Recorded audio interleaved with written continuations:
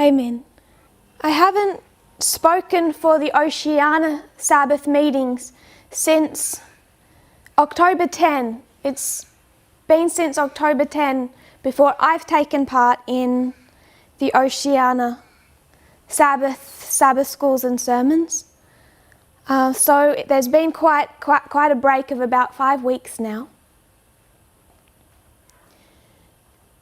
I am really quite happy that Sister Marie is taking our next service. There's a few precious people I've been quite privileged to know from the time before the movement. Brother John of 2 weeks ago is one of them, Sister Marie is another. And it feels really quite cheering to be in step with them. It warms my heart. So I'm encouraged and excited for that. Having not spoken since October 10, the thoughts that I want to speak about are somewhat of a continuation, the same series that's been done since May. It's been broken up by a couple of camp meetings, beginning with Canada. Then there was the camp meeting for Islands of the Sea Ministry of Fiji. The latest camp meeting was Le Grand Cri a number of weeks ago. So I haven't spoken for Oceania's Sabbath meetings for 5 weeks. In between then and now, there was first the French camp meeting, which was open internationally, being Zoom, and then after that, between the last time I spoke for LGC and now has been the presidential election. I know there's been many comments and thoughts about the US election. I've been receiving them. I believe that you have probably been receiving them. And one fear that I have and noticed, I had a conversation with a brother this week, and people think I'm blind. People think I don't know what's going on, that I can't see. So he's talking to other people, saying to them, I haven't watched Tess since April. I don't follow her anymore. And he comes to me as a loyal member of the movement asking for an explanation of the presidential election. And I'm not as blind as people think that I am. So my responses to him were not as sympathetic as he was hoping for. Reason being is, how can you understand it if you have completely ignored the increase of knowledge of this dispensation? So many people struggling with the US election. In almost every case, I know that there are people who have either not followed the presentations, followed the message as it's developed, and have from the beginning had fundamental issues with both the leadership and the methodology that we use. So I want to give some perspective of how I see the US election, just a small perspective of that. But it's in the context of the series that we have been doing since May. If you would turn to 1 Corinthians chapter 13. 1 Corinthians 13, verses 9 to 11.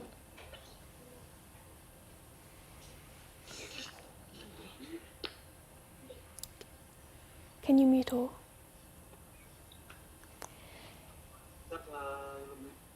Verse 9, for we know in part, and we prophesy in part. But when that which is perfect is come, then that which is in part shall be done away. When I was a child, I spake as a child. I understood as a child. I thought as a child. But when I became an adult, I put away childish things.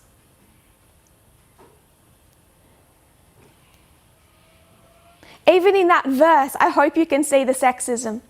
People might look at the man, they know a man wrote it, and they might tend to think, it's okay, he thinks mankind. Go to Ellen White's writings and see how she uses that verse.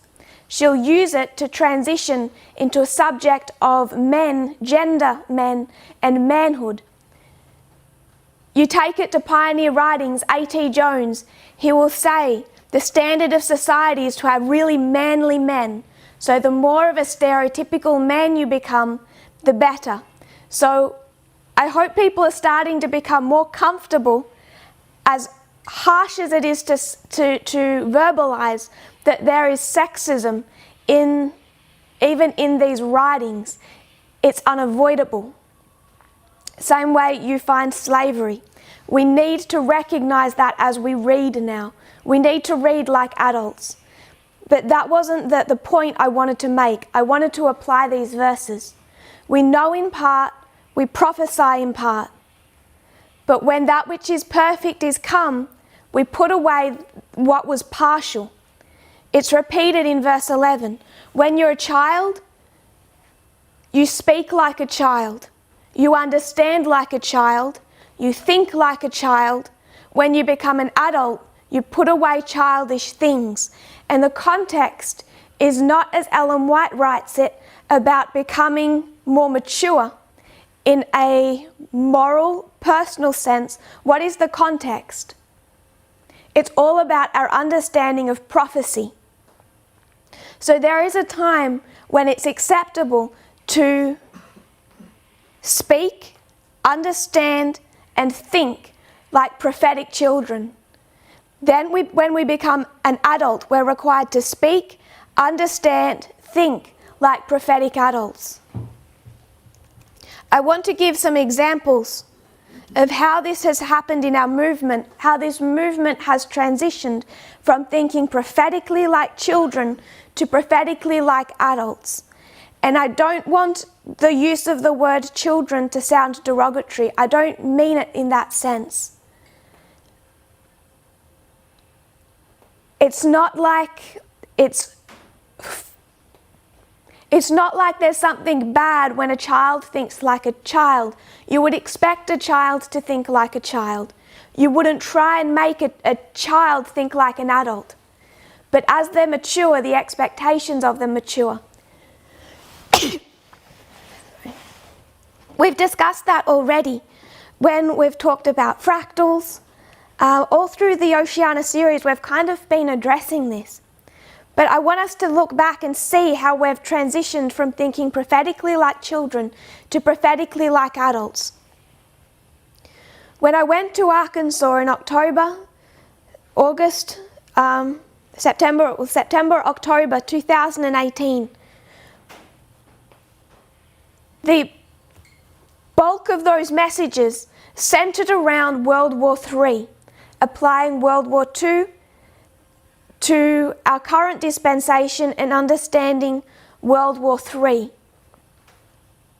Many people struggled with those messages. Why did they struggle? They struggled because they couldn't see war in the 21st century. They couldn't see Vladimir Putin at war with George Bush or Obama or Donald Trump. They couldn't see this war. So when people were looking ahead to Raffia, what were they expecting? A ship would land on US soil and a whole heap of Russian tanks would roll off. That there would be assault rifles and bombs and hot person-to-person, Russian to US citizen, hot war. We came with a message that said World War III was already happening. In fact, it had already begun, and people couldn't see it. They battled with that concept for months. Some people still can't see it. They've all left by now. But one of the reasons they had such a problem with that message is they could not see war between Russia and the United States in 2016. Therefore, they projected to 2019 a 200-year out-of-date definition of warfare. What we were trying to say to people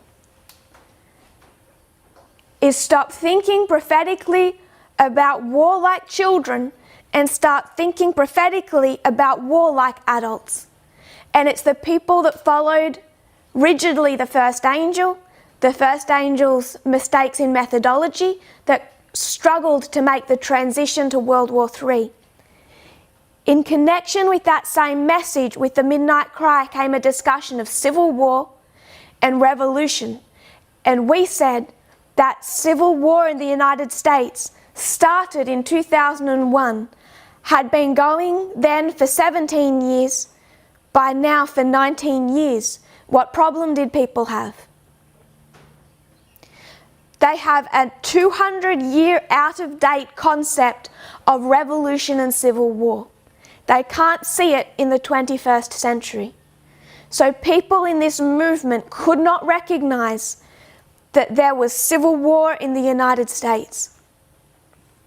What we were saying is start thinking prophetically like adults. We're in a time period under the Midnight Cry where it is required to make that change. We have matured as a crop.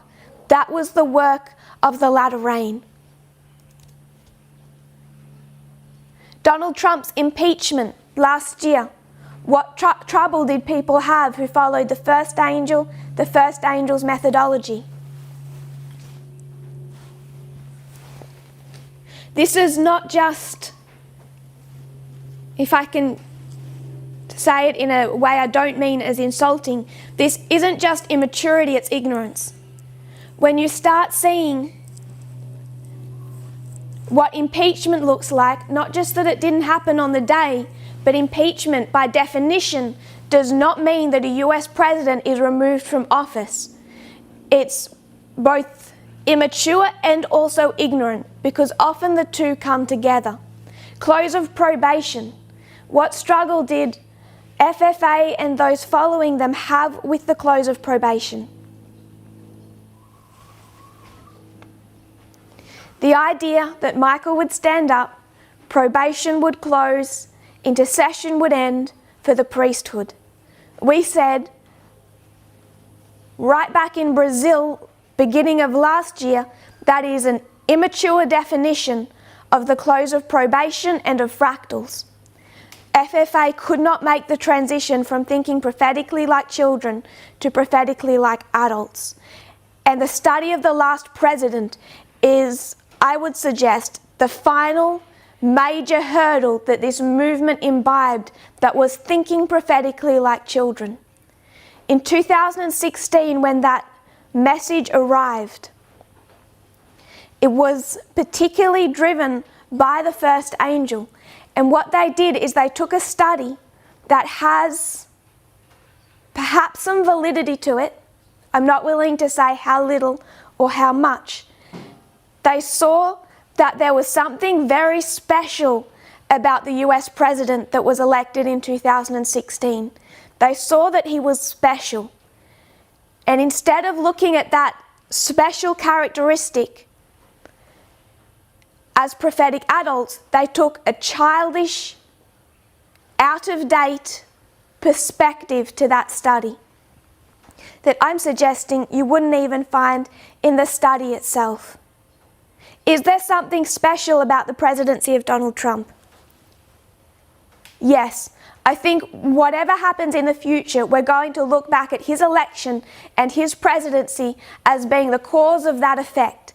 The same way in 1844, that US election was the turning point. Donald Trump represents the 1844, in that history, Democrat, Southern interest, slavery serving candidate. And that Southern interest serving candidate won the 1844 election. It was the turning point of Millerite history. The presidency of Donald Trump has been significant and special. He has ended the United States as you know it. The problem is we took out-of-date, immature, childish applications to what that looked like. It's one thing for a Bible verse to say this is a turning point president. This is someone who's going to change the face of the United States in a way that is irreversible. It's another thing to take that study and say he's going to institute the Sunday law. There will never be another president after him. He's going to tear up the Constitution, take away your guns, institute martial law. Those are the expectations, not even found in the verses that were taken to that study. And they were taken to that study for the exact same reasons that the exact same people looked to Raphia and said there's going to be a hot war. It's thinking prophetically like children.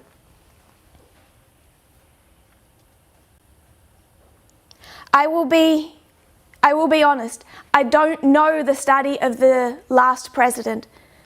I have watched one presentation on that study. I have never studied it myself. I don't think I've ever taught it. So people now are expecting, I think, for some type of explanation, and it's hard to give an explanation of a study that you never actually understood before. But there are people sharing thoughts in the movement that there is some validity to that study. And I wouldn't be surprised if there is. I wouldn't be surprised if there's something quite valid to the study of the last president. My target isn't that. My issue is what we thought that would look like.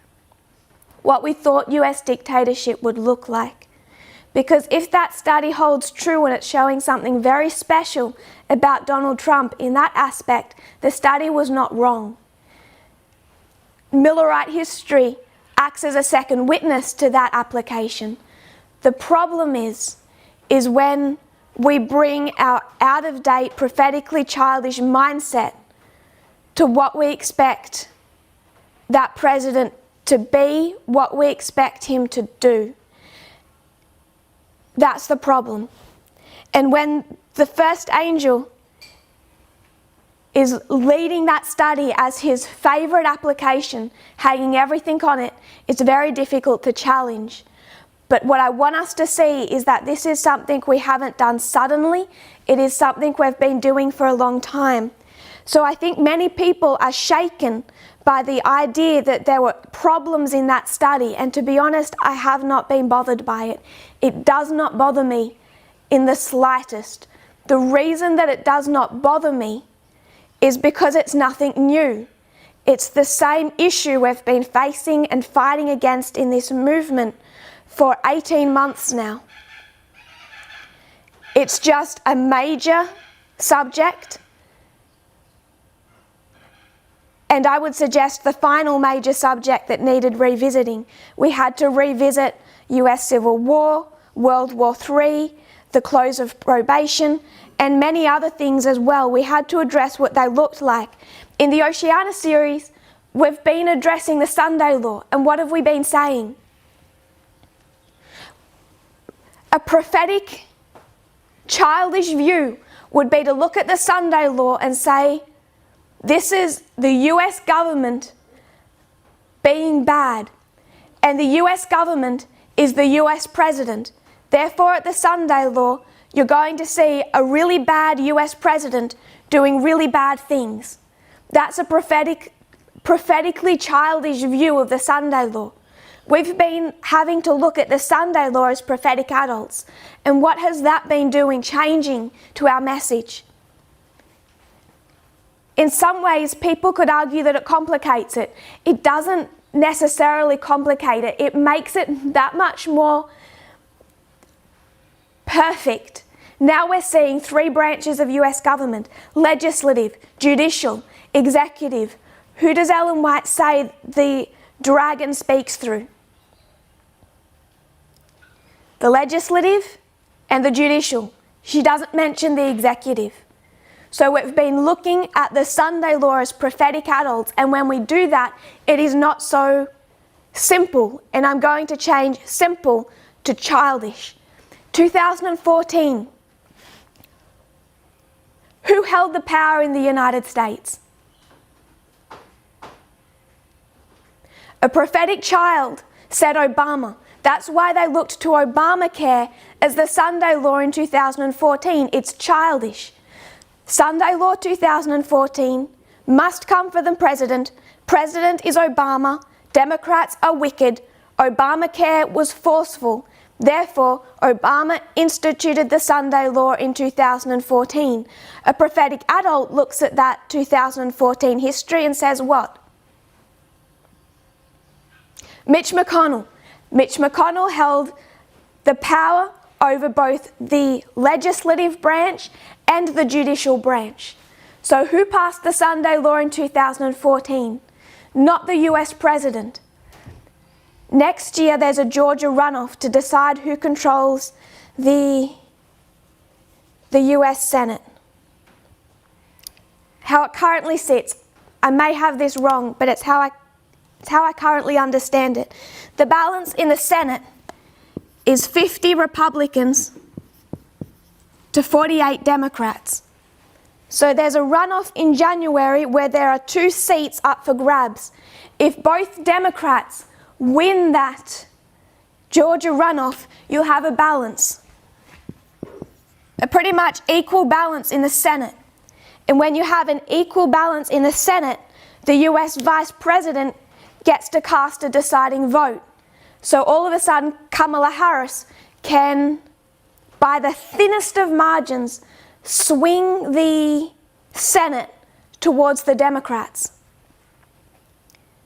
So it isn't quite decided who for the next 4 years will control the Senate, but at least one of those Democrats in Georgia who's running for that seat, he's an absolute centrist. He's pretty much voted in approval of most things Donald Trump has done over the last 4 years. This is not a progressive win.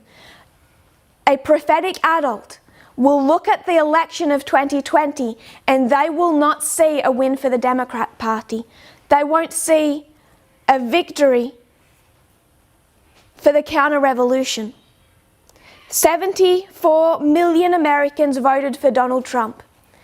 That's about 1 in 5 US citizens in an election where not everyone even has to vote. I would suggest that it's prophetically immature to look at this election and see it change our message in any form about who is going to control over the next 4 years and whether or not the Republicans have really lost power.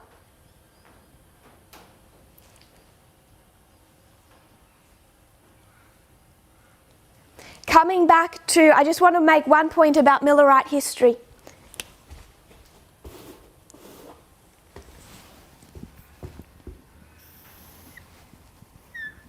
We have their reform line, 1798 to 1863.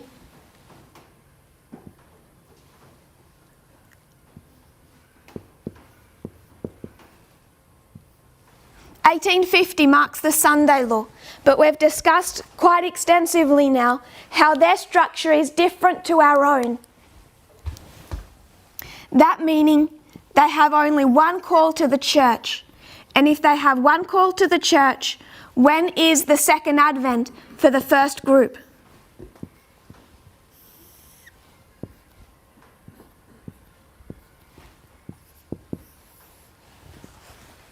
For us, this would be Panium, but they don't have a Panium because they don't have Levites. The second advent for the first group in Millerite history is 1850. So if we're the first group, what is this for us? This is Panium.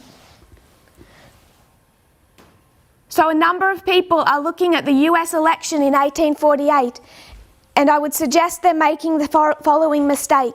They're saying in 1848, a Whig candidate won, a good guy, and that would suggest that the election of Biden is the election of the compromiser of 1848 who's going to institute the Sunday law. I think they're seeing 1850 wrong. 1850 for the priests represents 2 different waymarks. It's Panium and it's the Sunday law. Obama was president prior to Donald Trump, and yet he did not institute the Sunday law of that history. Then we have Donald Trump, the turning point president of 1844. Then you have a compromiser come in, and he institutes the Sunday law. But this is why I have been so slow to make application of Millerite history, is because there is a discrepancy between theirs and our own. Because they are a history of failure, not only is the 1850 Compromise a failure, the northern states cannot be forced to enact it. It also contains a different structure. 1850 for us represents both the Sunday law and Panem, and you have to know in an Amiga history which one is being spoken about. Biden is the president for Panem.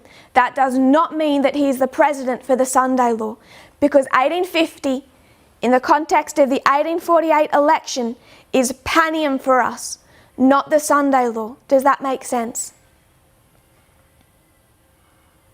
Say that we go to the Levites end of 2021. It's almost December. Panem will not be early next year. End of 2021, not specifying a date, we go to the Levites.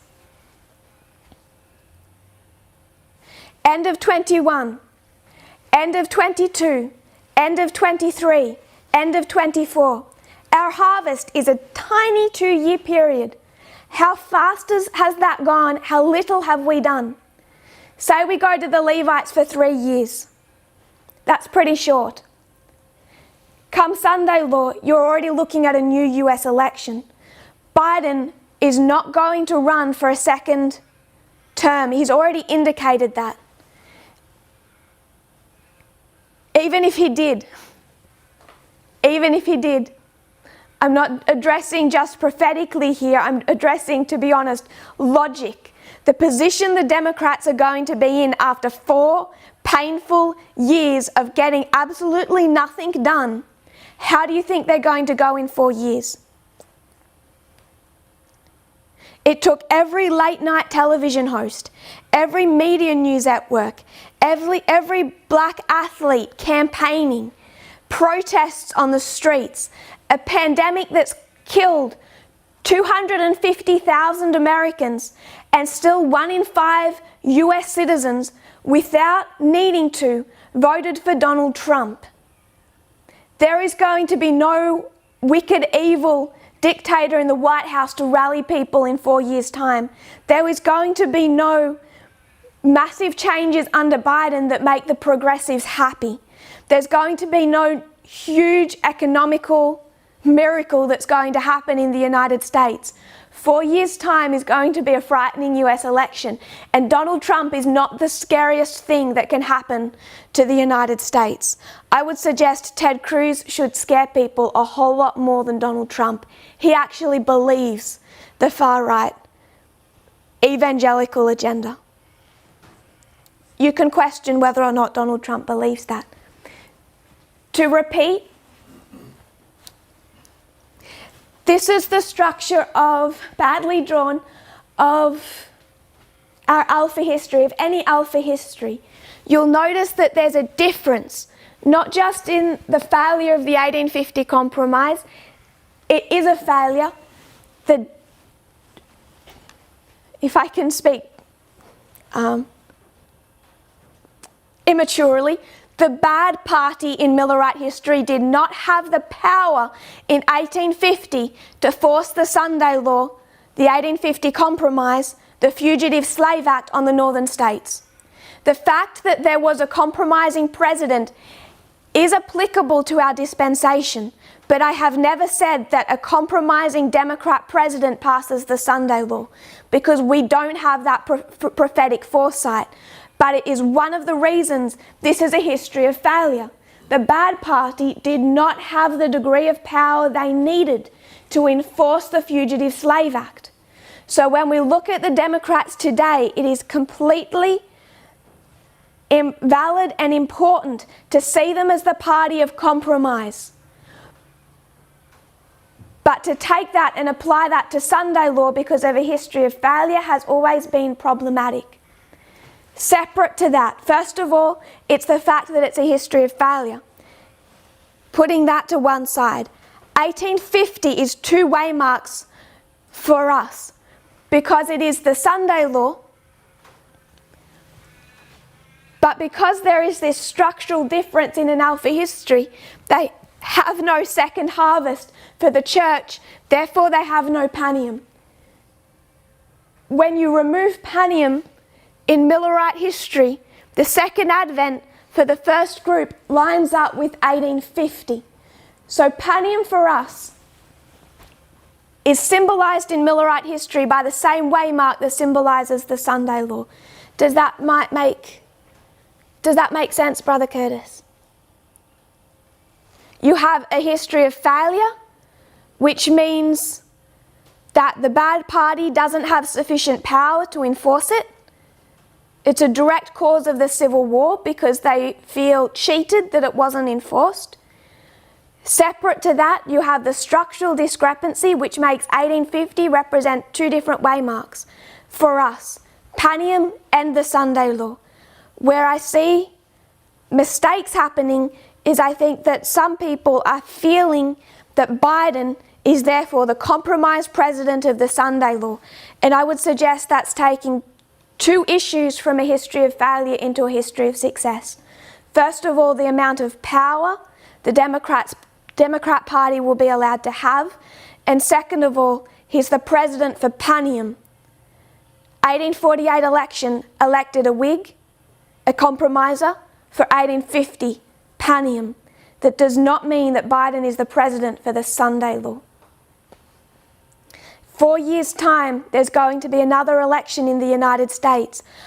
I don't know who will win. We are heading towards the formalisation of the Sunday law. We have a lot to learn. But based on the amount of power that the bad party needed to enforce the Sunday law in their history, based on 74 million Americans in our history who can't, despite every effort by every person possible, including some Republicans, to prevent Trump's re-election, including 250,000 US deaths, 1 in 5 still voted for him. And voting isn't even compulsory for a US citizen. So 4 years' time will be an interesting election. So to summarise, whether or not there is light in the study of the last president, there probably is. I can't go back and explain that study without understanding the original, and I don't. What we have been sure for some time is that we are changing from thinking prophetically like children to prophetically like adults.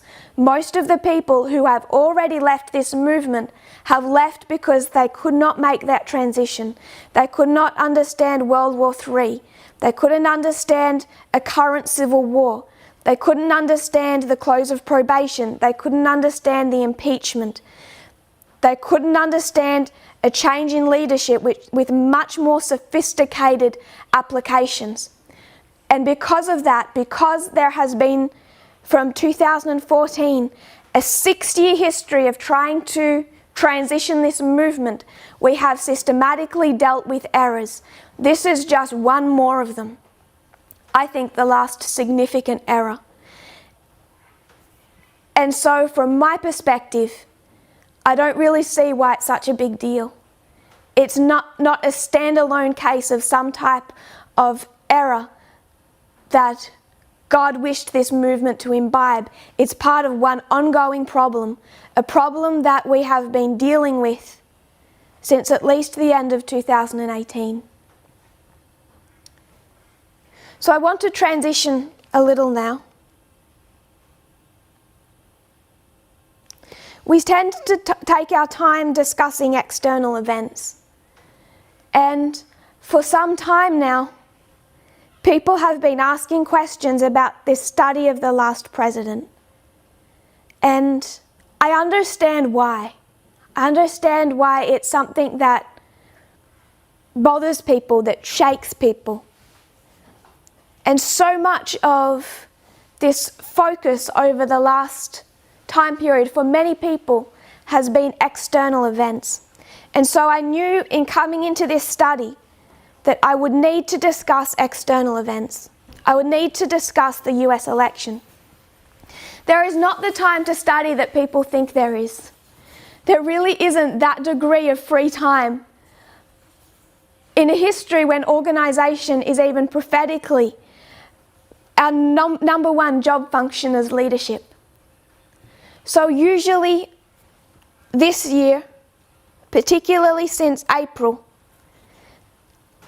the week is very busy with organisation, with private questions, with these different subjects, particularly dealing with everything that relates to organisation in this movement. So Thursday night usually becomes the panic time for me. Thursday night, Sabbath is approaching, I don't have any notes, I don't have a formalised idea of what to say, and it starts to turn into a panic. And my family will attest to that fact. I think I complain and cry out for sympathy every single time. And I'm sure I'm not the only one who understands that process.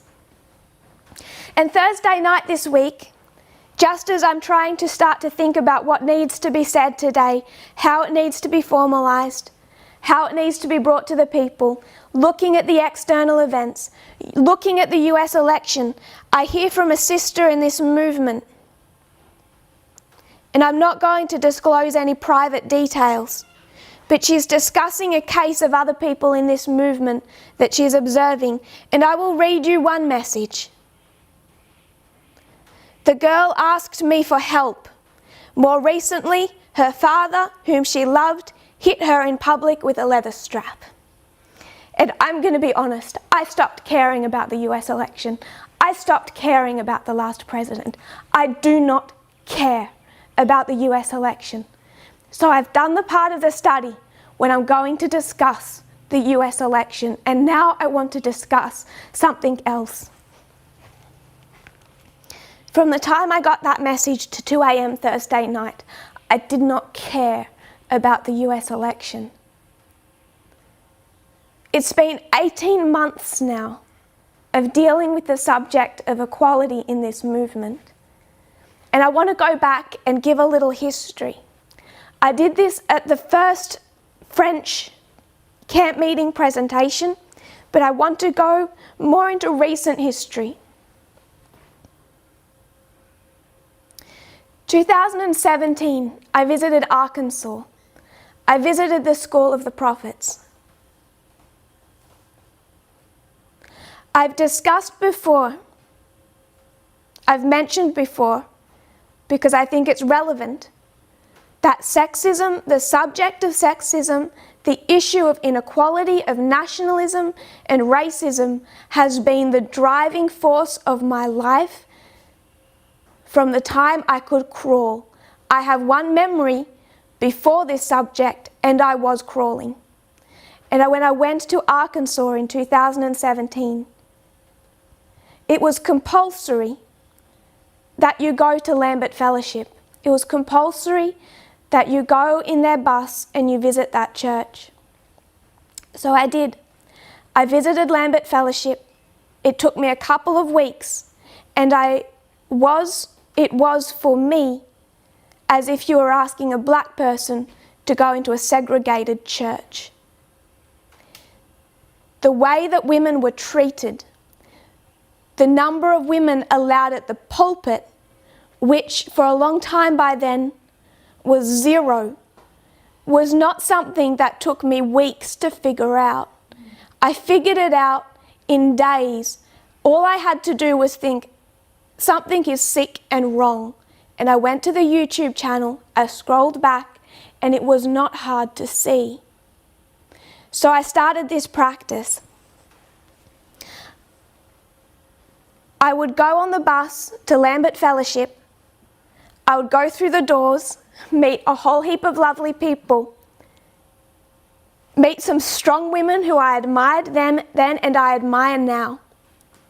Strong women who were not part of the clique.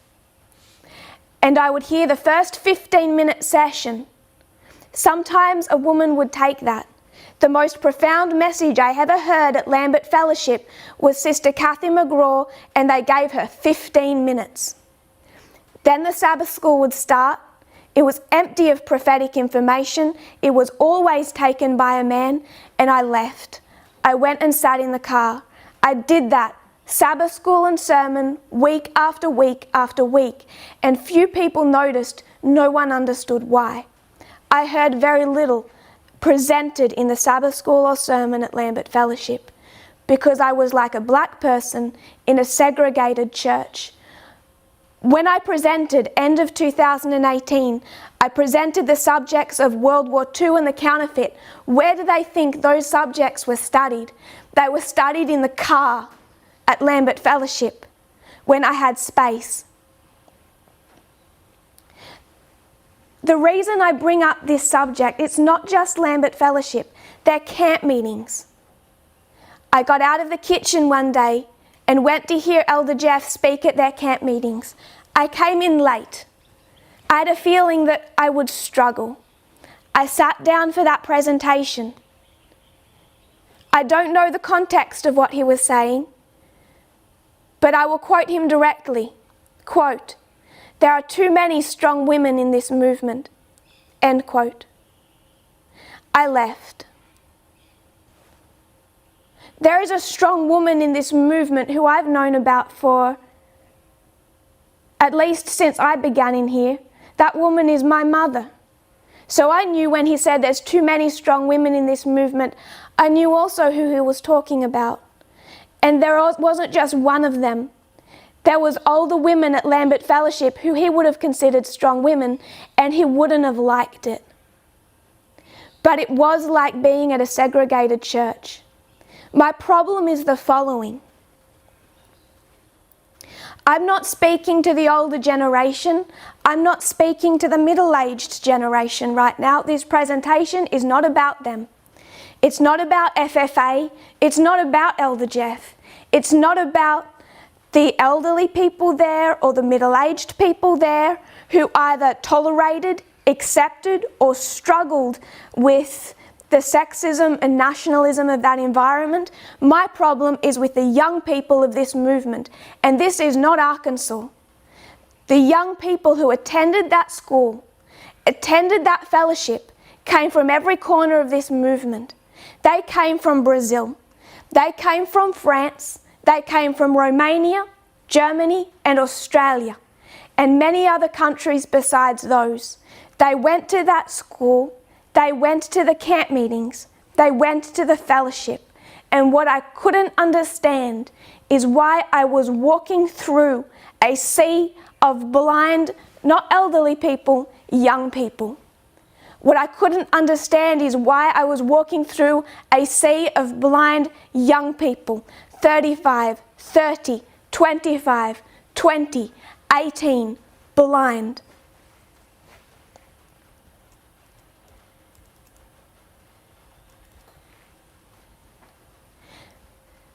It so happens that what I have wanted to understand, equality, since the second memory I have as a person, that what I joined this movement hoping to understand ended up being the point of the Midnight Cry message. And when it became that point, which was not just at Germany last year, but right back in 2018 when I taught, I did not have to teach that message. I could have taught someone else and had them go forward with it.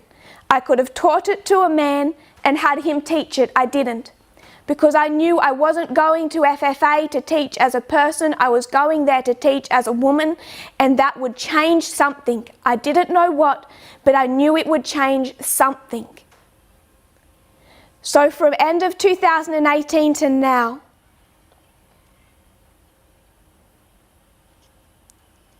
the subject of equality was brought before the movement in a way that became increasingly visible, culminating at the German camp meeting last year, the international camp meeting.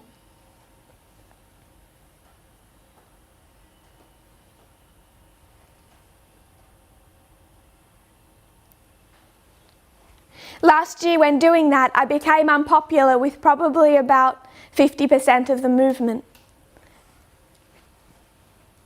And on good terms with another about 50% of the movement. There was a lot of close personal relationships, something I loved and appreciated. But I have the following problem in this dispensation. You come back to the line of Christ, and everyone can say in chorus now, everyone gets it.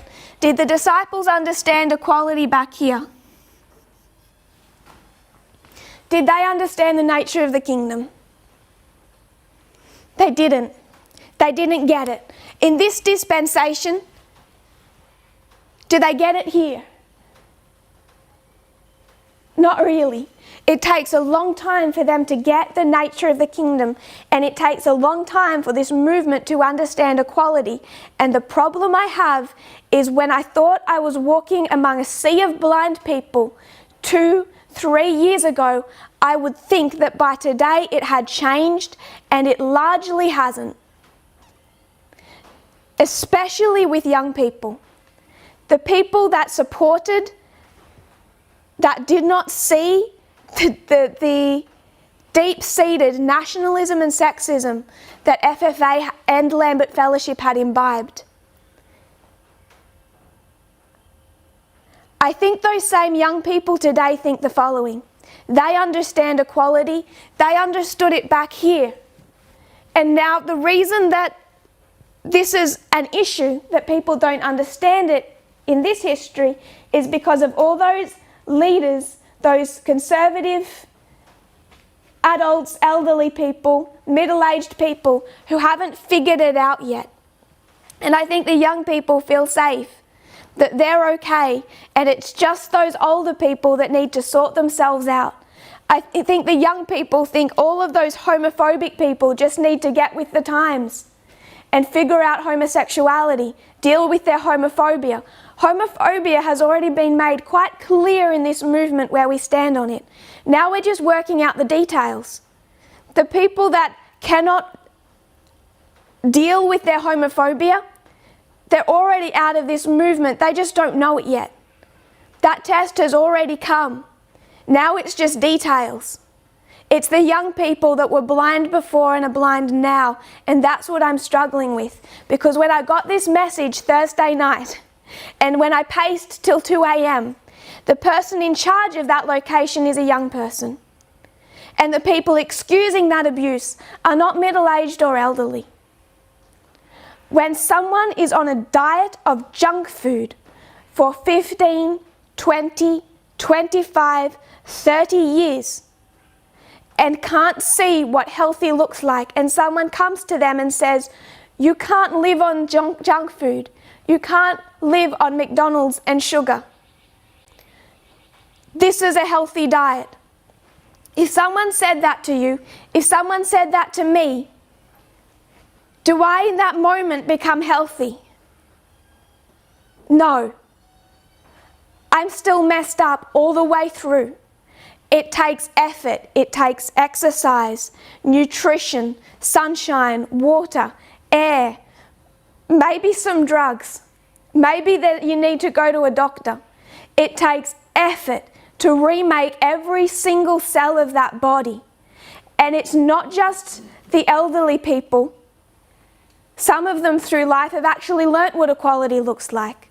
Some of them have been hurt by nationalism and sexism. Some of them get it a whole lot more than the young people do. But I don't think the young people realise that they are built, every cell in their body, every thought in their brain, after a socially conservative, Republican, sexist, nationalistic mindset. I struggled with that 2-3 years ago at FFA, when young people flooded there from Brazil, and from Romania, and Germany, and Australia, and France. And not in every case. I've seen sisters, Sister Tamina, a rebel against much of that. But the vast majority of young people, blind.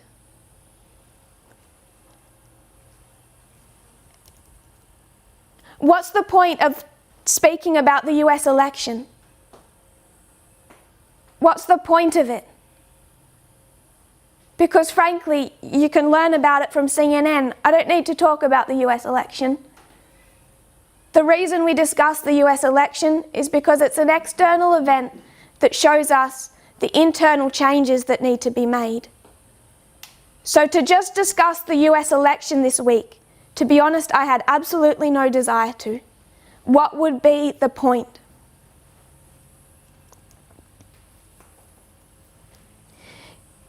There's a mindset among the young people of this movement that as long as they accept the ordination of a woman, they're really happy now because they like to wear trousers. Many of them embracing whatever subject of homosexuality arises inside this movement, that they've done any unlearning that's necessary, and they're waiting for their leaders, they're waiting for their parents, they're waiting for the elderly people of this movement to just get their act together. The problem is the repeated failures that I see are among the young people. And this shows time and time again. The problem is the following. Equality works just fine back here when you understand it like a child. When I'm targeting FFA, when in Guadeloupe, when in Zimbabwe, when in Germany, when in Brazil, I'm shining the light on the sexism and nationalism of Elder Jeff, of Future for America, of their worldview. And when I did that, I think people thought that they understood the subject of equality, that they'd got the point. I think they understood equality like children. The problem is in this dispensation, we're seeing how deep it runs, how deeply it's imbibed, and just accepting trousers and women's ordination and not being homophobic is not the type of restructuring that the young people in this movement need to do. Those same young people, when there is a case of sexual or physical or mental abuse in this movement, those same young people are saying, can't wait for homosexuality to be dealt with. But this case of abuse, she asked for it. She irritated him. She goaded him on until he hit her. Why would you punish him? That's not fair.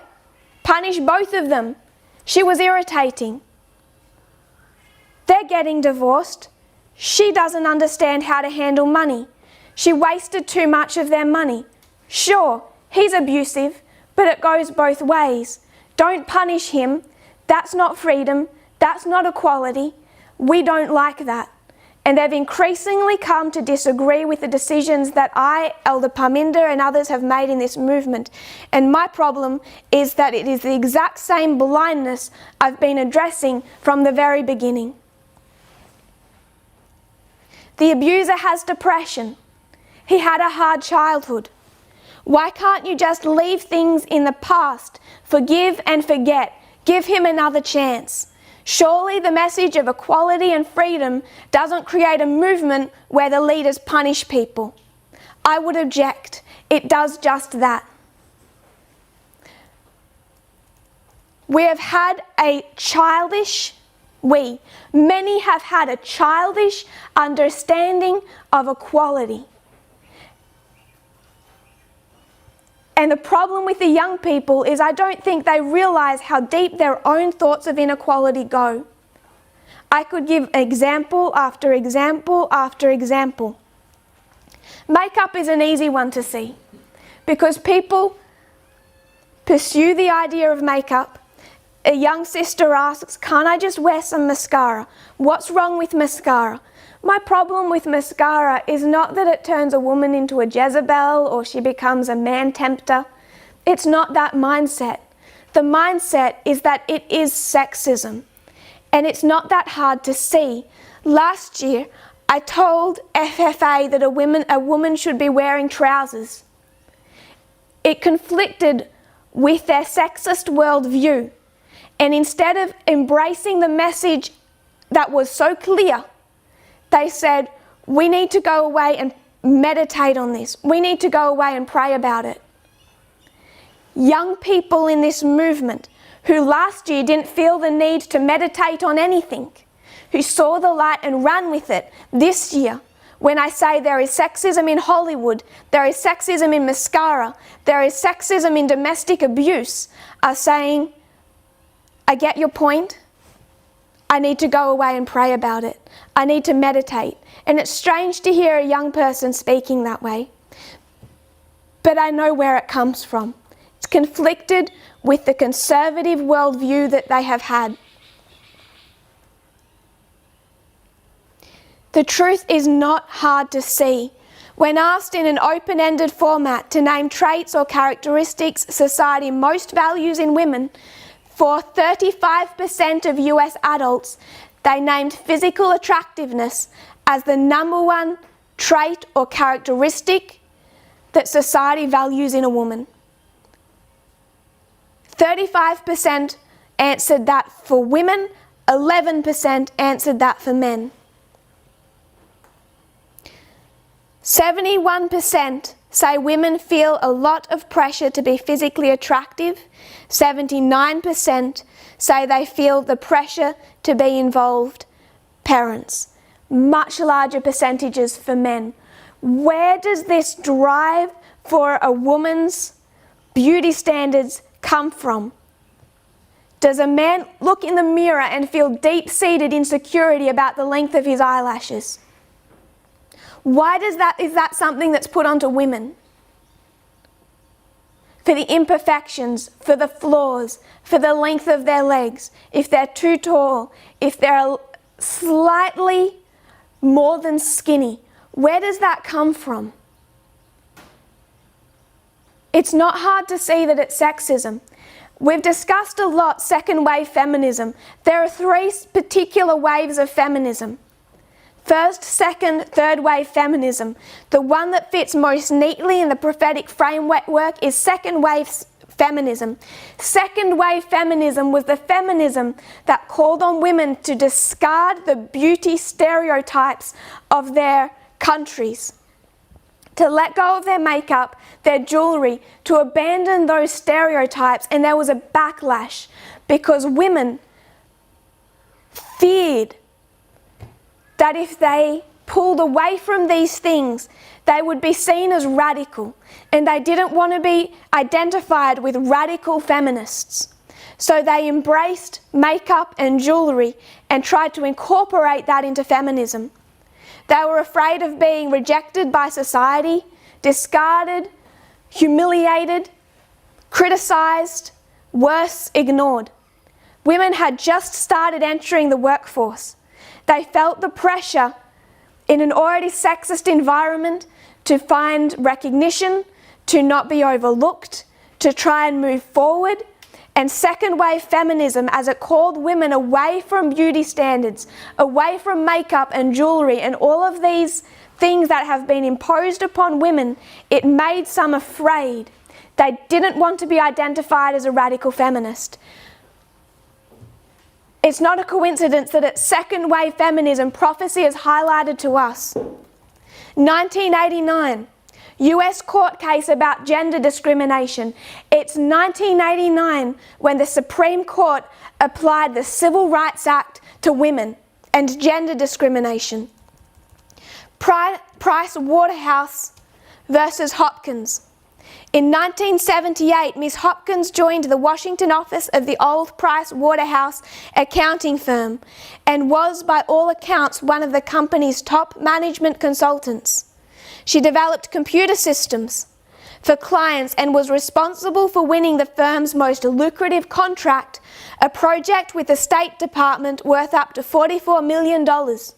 Job evaluations praised her as a terribly hard worker and one of the very best. In 1982, she was the only woman among 88 candidates for partnership at Price Waterhouse, which at the time was one of the country's big 8 accounting firms. She was rejected. The reasons she learned had little to do with the quality of her work.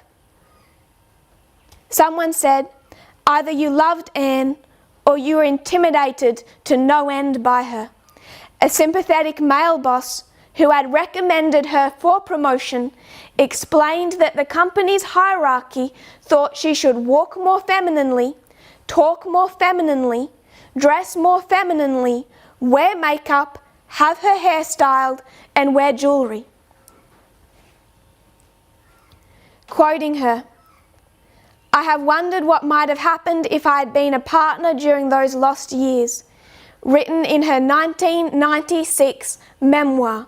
Second wave feminism, prophetically placed, deals with the beauty expectations placed by society, by Hollywood onto women. Price Waterhouse versus Hopkins, 1989, explained in her memoir, 1996, Formalization of the Message. Beauty standards, makeup, jewellery, the pressures for physical perfection placed upon women and the lengths that they go to attain that, the insecurity that drives them to do that, the social expectations that drive them to do that are as much a part of this message of equality as is ordination and trousers.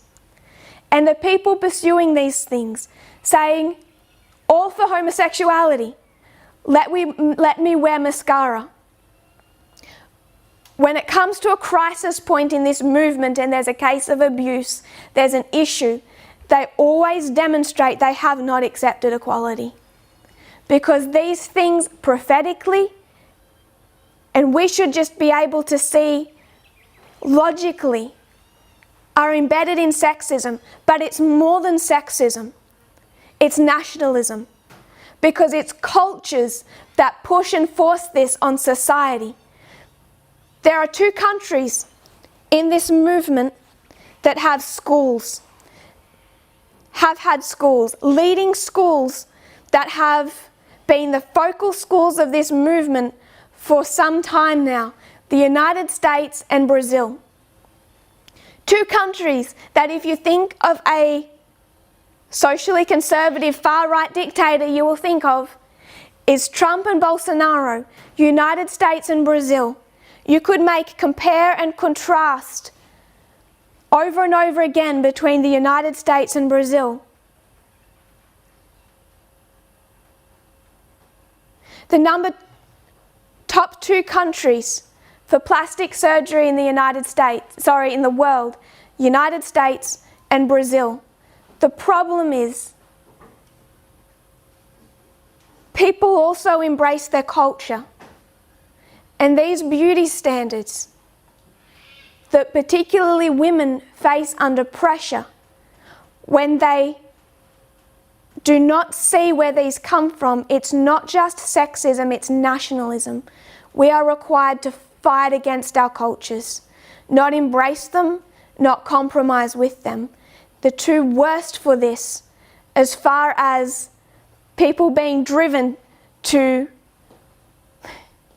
start cutting up their faces, lifting their brows, removing every wrinkle, altering every possible part of their body that society tells them is not attractive, is the United States and Brazil.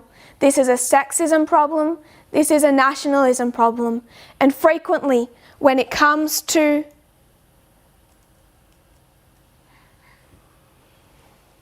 race, it's also a racism problem.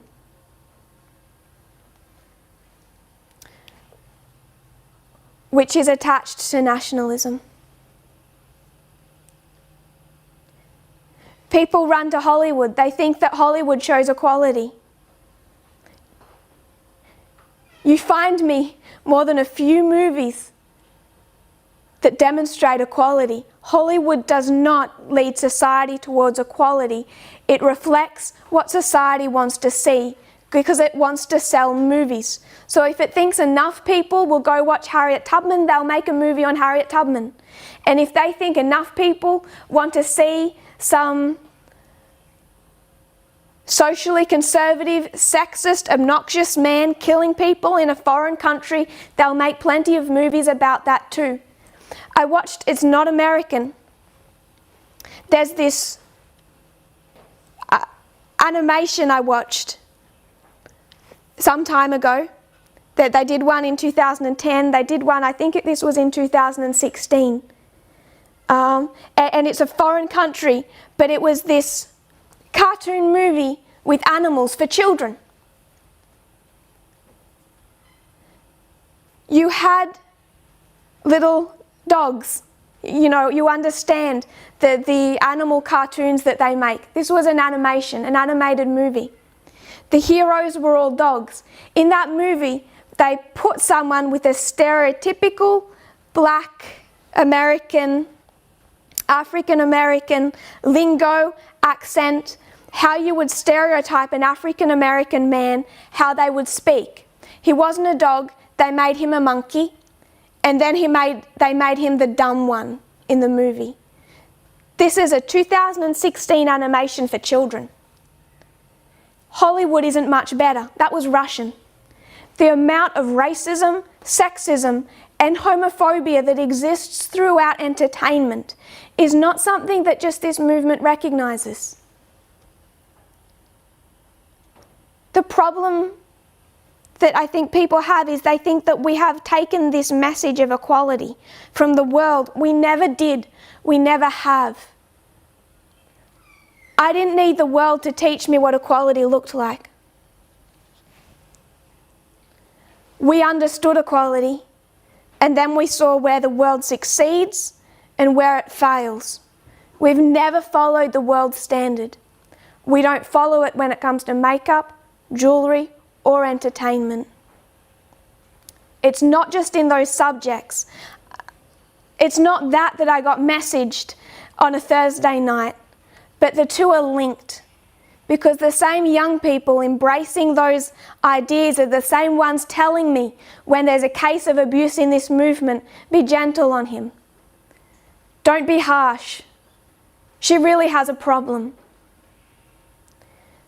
When I became an elder in this movement late last year, I'd been ordained, I think, perhaps a matter of hours.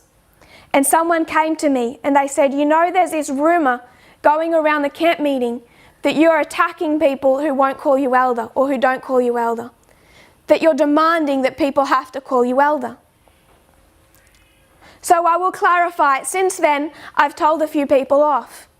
Because when someone says in one sentence, Elder Parminder and Sister Tess, I don't care what they think of me, I never have. But they have women above them, women next to them, and women below them. And I sure care how they treat those women in their own movement, in their own families, in their own societies.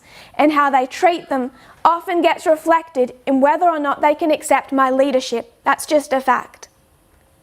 But certainly at that German international camp meeting, and since then, I have never demanded that everyone has to call me elder. And I had a glimpse into what was a fascinating premonition.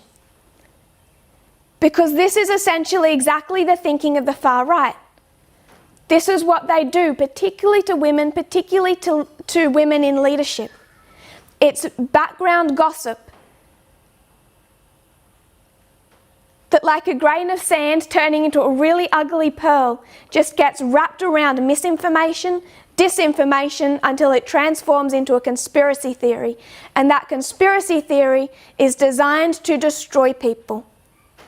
And the problem I have is the people in this movement, the young people who were blind 3 years ago and now think they can see, are the ones following far-right Republican practices when it comes to the way they treat women in leadership, when it comes to whether or not they can work under them with respect, when it comes to how they see abuse in this movement, whether the covering up of it, whether the appropriate response to it. And it is reflected when it comes to equality, when it comes to Hollywood and makeup, but it's one aspect of a much larger problem. It is not a case of young people getting equality prior to November 9 and then those elderly disciples who just need to be dragged along after them. That is not what has taken place. The problem is the young people. It was blindness years ago. It's blindness today. And with that blindness comes a failure to see cause and effect. I've had almost 30 years of observing how equality works in society and in Adventism. From the day I entered this movement, which was hearing an incredibly sexist Mark Bruce, who couldn't even speak to me, teach, didn't stop me from joining. I've observed the sexism in this movement.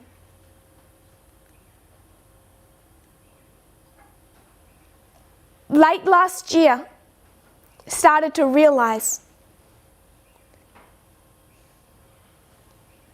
the large percentage of people who'd ran with the message of last year and felt that it hadn't really challenged them.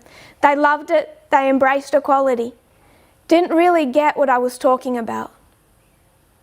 I was in conversation with one young man, and he said to me, I get what you're saying, accept it, love it, running with it. And then he made the point, if only they lived up to the perfect US Constitution. And I said, the US Constitution is not perfect. It's never been perfect. It's a deeply flawed document. And as an American, he took offence at that. Not personal, it was all friendly, but he objected to that. The idea that the American Constitution wasn't perfect at the beginning and just misunderstood. That there was slavery and racism and sexism in that Constitution. In the very, not just the wording, but in the very concept of it as a document. So we had an ongoing discussion, him and I, about the US Constitution. We never came to agreement. I refused to recognise that the US Constitution had that degree of perfection as a holy document. Since then, it's become more of an issue. And I realised that at the time I hoped this doesn't have to come between us, it actually has. And the problem is that while embracing equality, the whole idea about the US Constitution being this great God-led document is deeply nationalistic. It's coming from the same place. Equality was understood and accepted on a superficial level that only gets you so far. All you need is a female boss you don't like for her to become nasty. All you need is a case of abuse in front of you where you feel like she deserved it. She deserved to be hit. He has depression. She deserved to be abused. He's had a hard childhood. She's irritating. In Oceania, I've been watching sexism from the time I entered this movement as I watch a female leader. And I'm not talking about elderly people, I'm talking about young people who can't see cause to effect in the way they respond to female leadership, not mine, someone else's.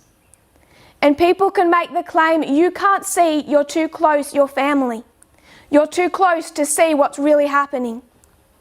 People far away say, you're too far away to understand what's happening. You don't get it. This female leader really is nasty. This abused wife really is irritating. So I can't win whether I'm close or whether I'm far away. And my answer is the same one I would have had in 2017. I can see. And I can see a lot more than people think I can. The issue in this dispensation with equality is not one of dragging elderly people behind us through homophobia. The people not getting equality in a way that I find frightening is the young people, because they think they don't need to. They think they are not built with a Republican mindset. The blindness of 3 years ago, 2 years ago, is not gone. They don't need to go away and meditate and pray about this. That was FFA's response last year. I'm not really sure what they wish to meditate on when we say Hollywood is sexist. I could even find you a news article that said that. I found you a news article this week that said the reason that Americans are so nationalistic for their army, for their police force, that they cannot see the abuse and the racism that is systemic through these institutions is for one particular reason: Hollywood. I did not need to find you those articles to say that, but I knew that is what it would take to get through to some people. Last year, a whole lot of people left this movement. They left that movement because they felt that what I was presenting went against their worldview, went against the natural order of things. They left because they did not like being corrected by a young woman. They felt targeted, they felt disrespected, they felt misunderstood. They felt there was no sexism when I was saying there was sexism. We're finding people in the exact same position now. My problem is those failing the greatest, from my perspective, are the young people. I don't think they realise the standard or the degree of re-education and repentance that needs to take place. Equality is not a message that's just there to straighten out elderly people. Often elderly people have had enough experience of racism and sexism to get the message easier than some of the young.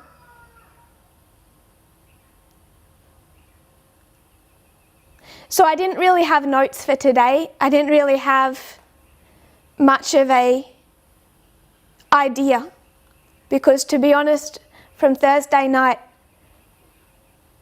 I wasn't sure what the point was of discussing the US election, because I've been discussing equality for 18 months now.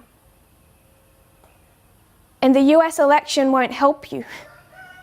Understanding any of this won't help you unless we're able to look internally, see the sexism and the nationalism, not just in ourselves but in our friends.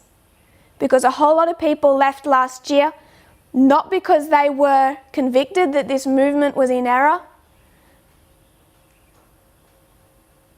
but they followed their friends and they followed their families. People will follow their young friends out of the movement in this dispensation, and they will not leave because a woman leader is mean, a woman leader in middle management is nasty. They will not leave because we don't know organisation properly. They will leave because they never understood equality for the exact same reasons that FFA left before.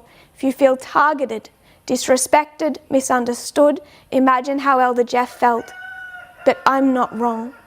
Not on this subject, not now. I didn't start doing this work to earn money. That doesn't work. I didn't enter this work to be popular. That hasn't worked. But I'm a lot less popular this year than I am last year, because the message, when understood like an adult, targets a much larger group of people. This isn't just FFA. So I didn't come in to be popular. That's okay. But it's painful seeing friends leave. A lot of people are excited about the upper room experience. They're embracing this, they're excited for it. I'm not. I'll explain why. 2016 is concord externally. What is the external concord?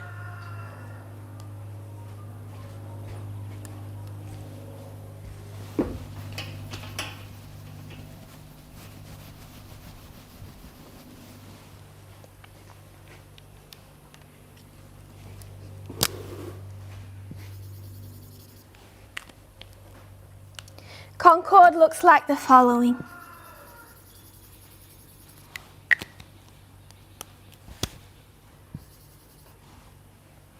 You have a mixture.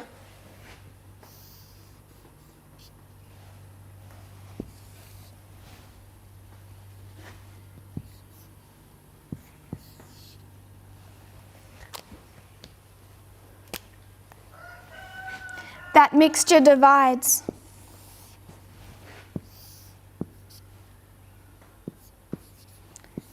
Both sides are in concord, but are they in concord with each other?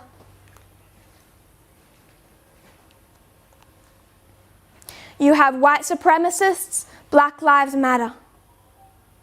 Are the white supremacists in concord with Black Lives Matter? No, they're in concord with each distinct, their own specific group.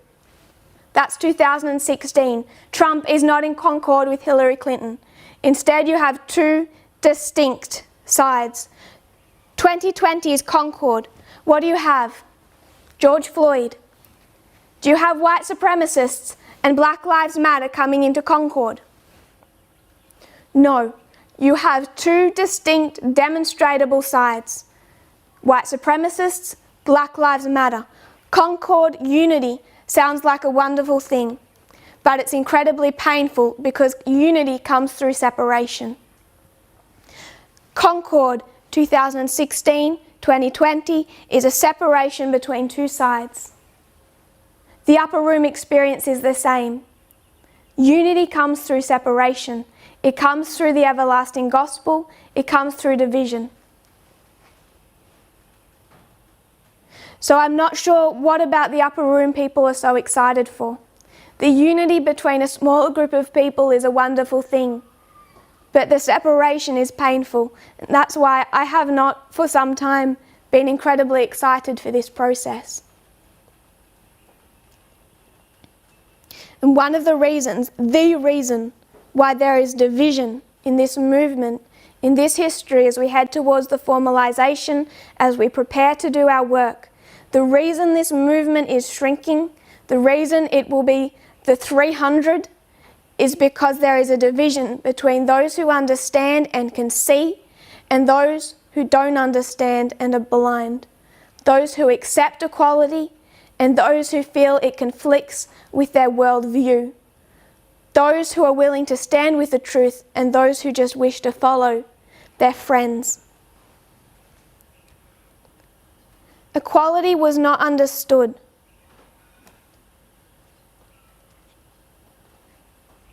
For the first 28 years of this movement. And so much of what happened in that time period, we're still dealing with the effects of today. We're dealing with the effects of that in Oceania today. When well before it was acceptable, there was a woman leader. And that didn't go over well with a lot of people. We're dealing with that in Brazil today.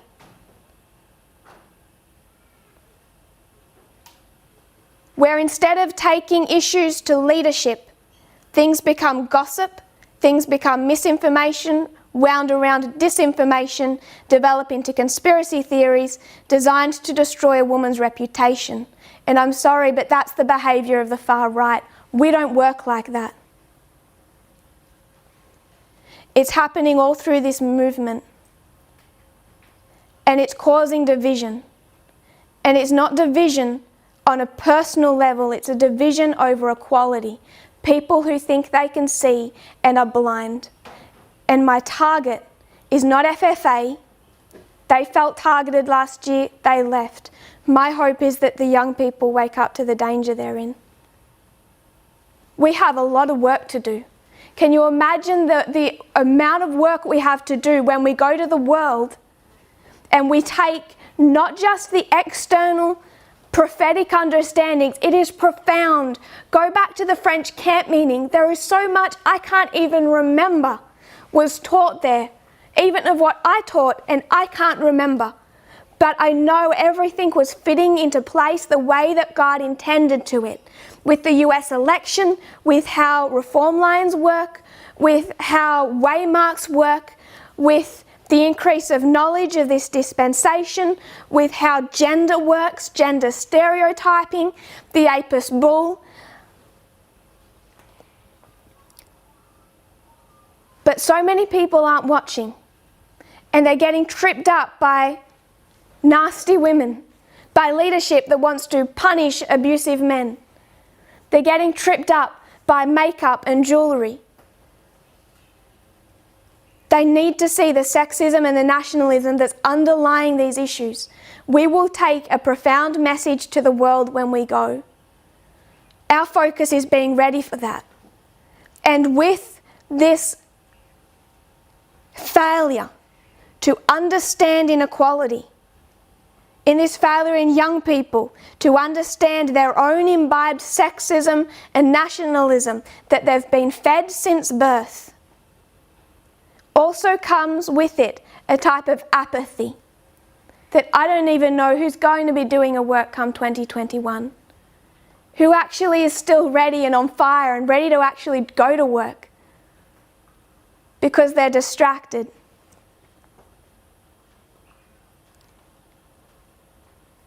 A whole world needs saving, and I feel like the ranks are shrinking, and maybe that's what inevitably is going to happen.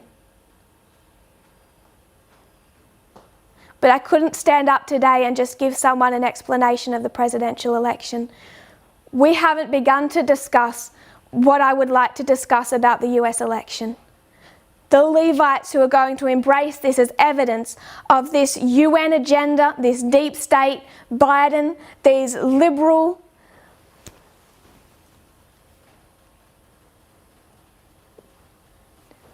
socially liberal New World Order that's going to institute the Sunday law. Levites are about to run with that message, and we have to counter it. We can trace that through the last 222 years of US history, 1798 to today. We can trace that. We can prove to them which side, not Biden, not the Democrats, no deep state, no UN, that's going to institute the Sunday law. We need to study those things. But unless we get equality, unless we get our act together, unless we actually start watching and following the presentations, and I know who's not online, I know who's not listening, but as a movement we need to have our act together. Because otherwise any of those things won't help them, it won't even help us.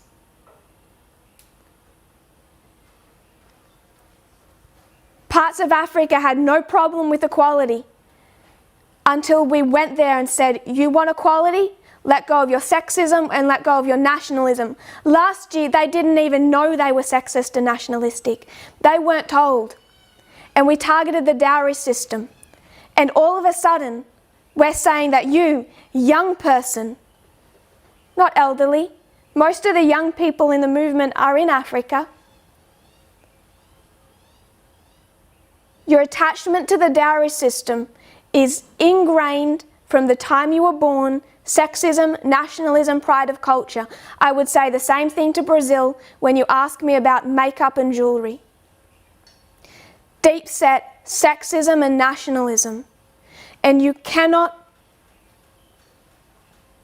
move forward without opening your eyes and seeing the damage that sexism and nationalism has done and continues to do to women in that country, men and women. Whether it's in Africa, whether it's in Brazil, whether it's in Romania or Germany or any country, the young people have a problem. And we can move on next time. I'm not teaching again till December 19. I already know that'll start some conspiracy theories. It'll be a health problem or a breakdown, or maybe I'm embarrassed by Biden winning the election. I already know what a few behind the scenes will say. None of the above, simple reason, not presenting till December 19. And then I would really like to move on and discuss the last 220 years of that thread of